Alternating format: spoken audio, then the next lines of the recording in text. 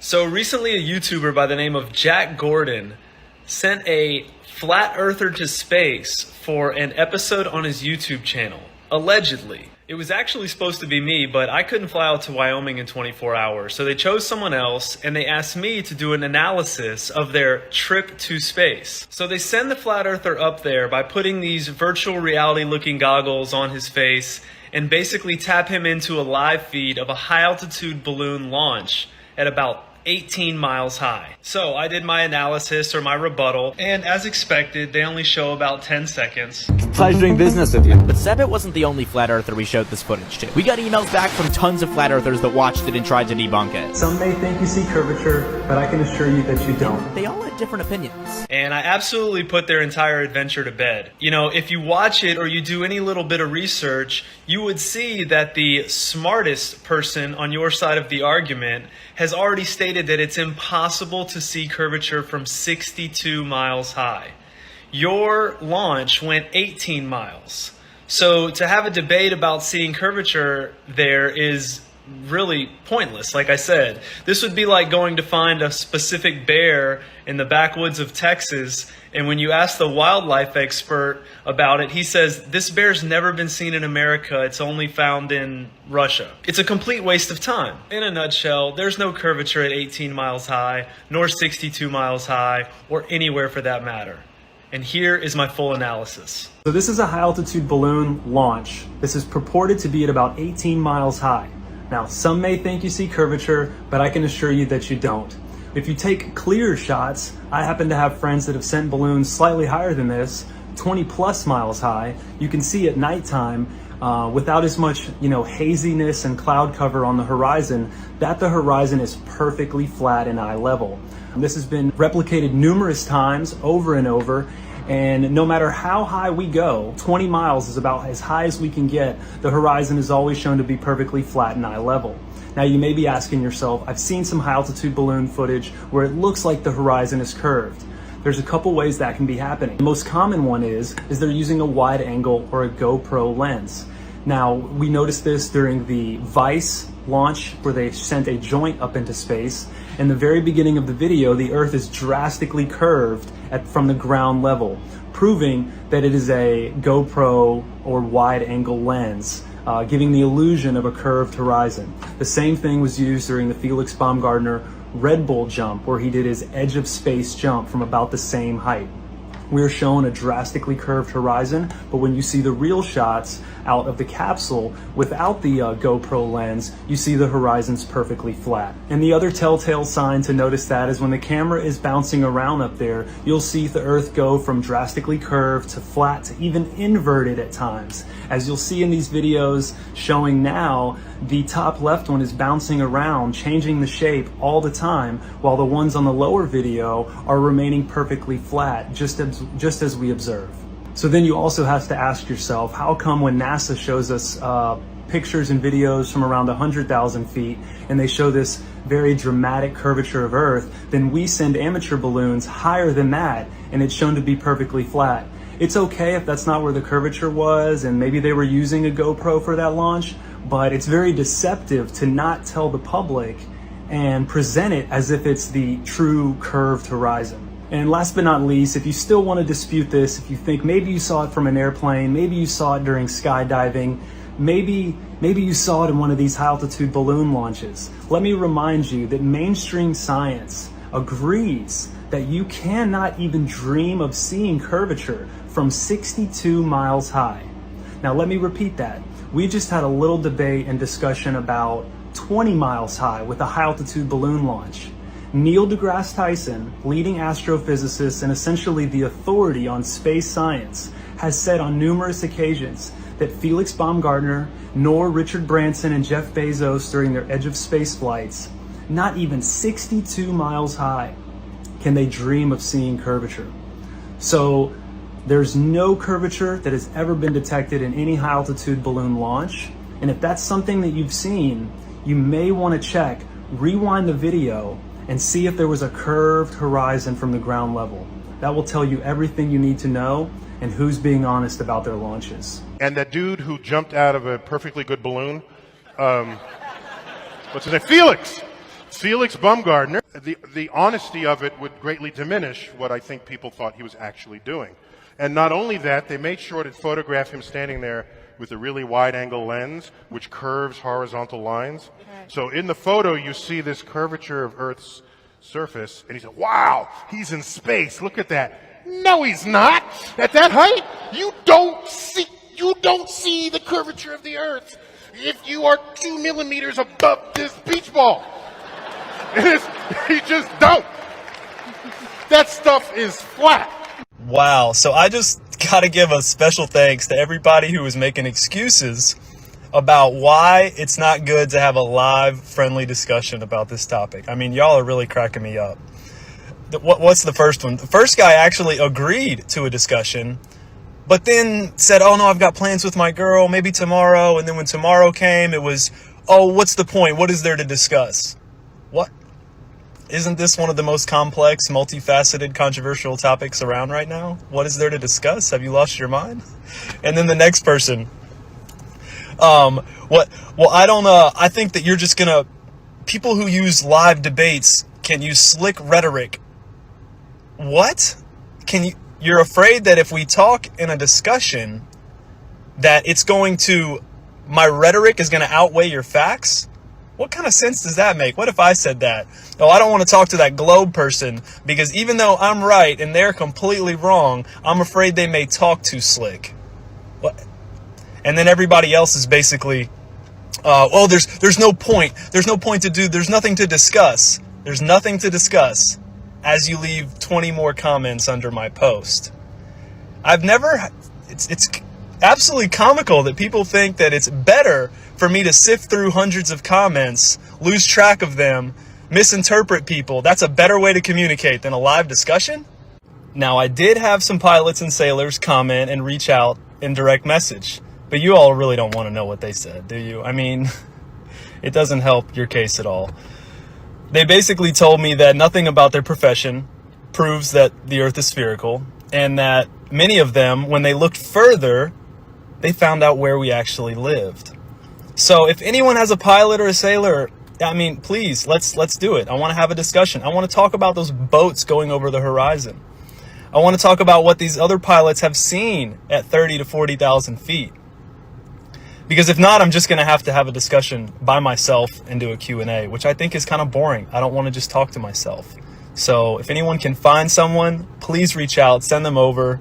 You know, whenever I post about this topic, without fail, there's always a sailor or a pilot that pops in and says, no, Justin, you're wrong. I have sailed around the world. I have flown around the world.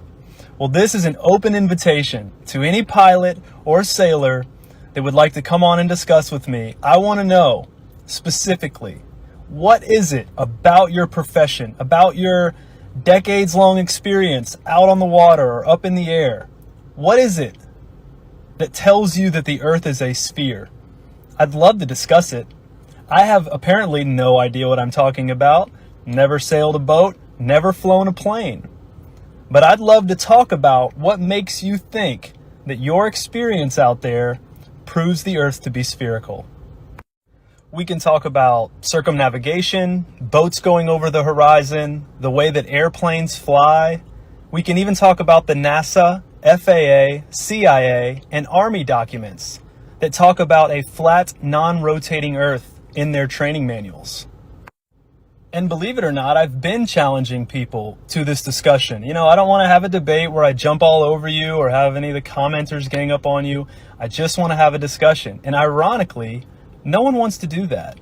A lot of tough comments in the comment section, but no one wants to talk about it like two grown adults. So I can already predict that nobody wants the smoke. Nobody has, and I'm sure nobody will. And just for those, we're not going to probably have a discussion. For those that want to see what's going on here, this is how easy it is to circumnavigate in the flat map. I mean, you go from South America to Australia, around to Europe. I mean, you just go around. It's like going around your neighborhood. It doesn't take a rocket scientist to figure out how to do this. Now, it's only been done east to west. It's never been done north to south, because anyone who tries to go too far north or too far south, that is a restricted zone, and you're not allowed to do that. So could you theoretically fly up to Alaska and then turn around and fly back down to the tip of South America? Yes, you could, but that doesn't circumnavigate all the way around. It goes all the way to the north and turns around and go back. Or you can travel around in this circle shown. It's not a perfect circle, but you can travel around the world. It does not make it a sphere. And I've had a very similar thing happen to me with this topic. I've literally had people, leading voices from other topics like 9/11 or other, conspiracy truth topics that we've tried to expose. People come up to me and pull me aside and say, Justin, I know it's flat, but I can't say anything about this because it would absolutely destroy my career and the work I'm doing on XYZ. So just know, we had Brian Mullen, who was an engineer who was exposing the unrealistic impossibility of satellites in orbit. We've had Pilot LX, NASA whistleblowers, so they're out there. But just know that many of them are keeping quiet because the topic is still so taboo, they're afraid of the ridicule from society, their peers, their coworkers, etc. I'm not saying it's a valid excuse, and I hate the fact that that's the world we live in, that people are self-censoring. But just know, there's way more people out there that know and just aren't willing to pipe up yet. Try to find a real photograph of the Earth from space. That's the real kicker. One of the things that got me into this was that famous picture on your iPhone that everyone grew up with is not a real photograph. Why wouldn't you just use a real one? We've got tens of thousands of satellites, some that can take pictures of things 20 million light years away. But you haven't, in 50 years, you haven't turned one of those around to take a picture of the Earth. You had to use a composite. And those aren't my words. NASA's own data visualizer, Robert Simmons, said, we piece it together and I draw the clouds on and I use the Photoshop tool and I paint the oceans the way I think they would look. They're literally using computer-generated images, and before that it was paintings. So you really have to ask yourself, have we ever been high enough to take a photograph of the entire Earth? Good afternoon, Commissioners. Today I'd like to bring to your attention a potential fraud on an enormous scale happening in your county. There's now clear evidence of NASA using numerous methods to grossly mislead the public about astronauts being on the International Space Station. During interior ISS scenes from NASA's own live feed, the use of wires, harnesses, green screens, and virtual reality have been detected to achieve the appearance of a weightless environment. Examples of this include astronauts fading in and out of the screen, green screen glitches, grabbing objects that aren't really there, pulling on invisible wires, getting tangled in their harnesses, and even astronauts appearing out of thin air. This begs the obvious question. If they're really up there, why are they using Hollywood techniques to fake the footage? Now, unfortunately, I can't show you these clips in here today, but I will be sending them to you. Outside the International Space Station, during spacewalks, air bubbles have been recorded on numerous occasions. How is it possible for air bubbles to be present in the vacuum of space? I once questioned astronaut Scott Kelly about this phenomenon. His body language and answers only created more questions. In 2013, astronaut Luca Parmitano nearly drowned during a spacewalk when his helmet filled with water. This happened again just last year. Air bubbles, helmets filling with water, and drowning. Are they in space or are they underwater? Now, what's really interesting is that they trained for spacewalks in an underwater pool with a complete ISS replica. Now, surely they aren't filming these spacewalks in an underwater pool and then editing them to appear if they're in space, because that sure would be something, wouldn't it? I'm calling on the Brevard County Commissioners to open a full investigation into NASA's fraudulent practices and use of taxpayer dollars. It costs NASA $3 billion per year to operate the ISS, and if they don't have a darn good explanation as to why they're faking these videos, I and the public would like a darn good explanation as to where our tax money is going. And if they are indeed faking the funk, it is our duty to expose and eliminate this fraudulent and astronomically wasteful ISS program. And look, I know what you're all thinking. The NASA is part of the federal government, and you're just county commissioners. Even if what I'm saying is true, what can you do? But let me remind you, not only is this happening in your county, as public officials, you have the platform and the ability to make a statement or hold a press conference, alerting the public, state, and federal authorities to investigate further. You have the power to start the conversation. Video evidence of everything I described today will be emailed to you all, and I truly hope we can get to the bottom of this. I look forward to the day that $3 billion annual budget is put towards our veterans, our homeless, maybe some of that mental health stuff the young lady just spoke about, and the revitalization of Brevard County. Hey Marvin, how you doing, sir? Check it out. Here's that book I was telling you I just got. This book is so beat up. I was lucky to get it, so check it out.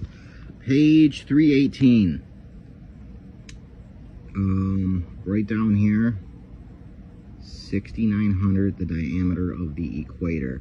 So check it out. He's got this little diagram, 900 nautical miles per section, per 15-degree section going around the equator. So you got the north center here to the equator is like 3,450 nautical miles, and of course right here is the whole thing is double. So, and the diameter being 6,900 is actually the radius of the entire flat Earth. So I think that's really cool. I was just showing you guys that in my diagram. So it's just like a clock, just like a 24-hour clock, and then this converts to what, 21,677 nautical miles. You put that to statute miles, it's very, very close to what the globe claims is the equator of the Earth. So what the globe claims, what the globe measures here, right here, if you measure the globe equator's arc length between longitude lines, you have this circle. It's really hard, it's really easy to understand. The globe cannot have this as their equator. This arc length is 60 nautical miles per degree, 900 nautical miles per section. It's arc length, arc length, arc length. Look at how big these are. Look at how big these are. That's just how math works. That can't work. That can't work, bro. So, just to show you, I didn't want to get into all that, sorry, but just to show you, 6,900 is the diameter that Gleason claims is the equator. Peace and love to you, sir. Alright, so I know I'm always exposing the devils of the industry, but today I want to talk about somebody who gave up the limelight, gave up the spotlight, you know what I'm saying, to go against them. Let's talk about B.O.B. If you don't know who B.O.B. is, you remember the song Nothing on You with Bruno Mars, you know the other dude on the song, that's B.O.B. He on the freshman covers, he an up-and-coming artist, and he blowing up fast, you feel me? And out the blue, he just disappeared, you feel me? Because he didn't want to push the agendas they wanted him to push. He didn't want to sell his soul. And he started dropping little hints and stuff on Twitter, you feel me? Like making posts saying the earth is really flat. So after folks clown him for saying the earth is flat, he made an album called Earth. And you see how he got the flat earth with the dome around it? That's how it really is. And you know the elites weren't having that. They weren't going for that at all. This is a song on the album called Flatline. I want y'all to pause this video and read those lyrics. He was exposing NASA, he was exposing the elites. I just really want y'all to go listen to the album. The question, I always hear this question: how do you get into the music business? Were you let in or blessed in? I'm guessing I never signed my name in blood or sacrificed my best friend. I got as far as I could go before I hit a dead end. Sit back and let it set in. How do you go from doing songs with T.I. and Kendrick Lamar getting 131 million views? I mean, he even had a song with Lil Wayne at 36 million views, you feel me? How do you go from this to just disappearing, you know what I'm saying? Crazy thing is, he never disappeared though. You feel me? Bro been dropping music. I'm talking about he got a podcast where he exposing these folks all type of stuff. But it's not mainstream, you feel me? Like they blackballed, bro. Where we barely can see his stuff. They took all his music off the platforms, all of that stuff, you feel me? Let's get into his most recent music video, How to Make Clones. Talk about this part of the song. They predicted 9/11 20 years before they drop. Tell me how was a prediction if they wrote the whole plot? Don't know who behind the curtain, could be bots at the top. The invasion been happened, the bodies already swapped. This is my favorite part of the song right here. Is it just me or is artificial intelligence mimicking melanin? What if melanated people was somebody's experiment? They hid the ancient temples, then just blamed it on aliens. NASA stole their symbols from an African tribe and acted like it was some they just seen up in the sky. Knew my school had me reading them lies and had I drinking milk for lunch at 10:45. EMF through your body, iron in your body, silicone in your body, similar to robotics. Now, out of all these rappers that chose the money or was just too scared to go against them, B.O.B. chose to be for us, and that's why I with B.O.B. hard. Hello, everybody, it's me, Flat Earth Panda, zooming on the moon. Just wanted you guys to know, I'm starting to be a little bit confused about this. Something about the moon It seems to be a solid spherical object. I don't know. I think I must have been mistaken. God help me. I don't know what, guys. Maybe the globies are right. Maybe something we're not seeing that they are seeing. Some fucking silly ass ball. Why didn't I see this coming? I don't know. I'm sorry, guys. I think I'm gonna have to bail out on this one. I must have been wrong. Must have been wrong. Yeah. Must have been wrong. I don't know, man, guys. Guys. Hey, guys. Wait.